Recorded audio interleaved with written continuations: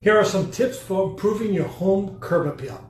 Give your home a fresh coat of paint. A new paint job can make your home look new and refreshed. Choose colors that are complementary and that will stand out from the neighborhood. Trim your bushes and trees. Overgrown landscaping can make your home look unkept. Trim your bushes and trees regularly to keep them look neat and tidy. Add some flowers or plants. Flowers and plants can add a touch of color and life to your front yard. Choose plants that are native to your area and that will thrive in your climate. Clean your driveway and your walkway. A clean driveway and a walkway will make your home look more inviting. Power wash your driveway and walkways regularly to remove dirt, grime, and stains. Make minor repairs. Fix any broken or cracked windows, doors, sliding. Repaint your mailbox and your front door if needed. Even small improvements to your home curb appeal can make a big difference. By following these tips, you can make your home more attractive to potential buyers and increase your chances of selling it quickly for a higher price. What is something that you found at an open house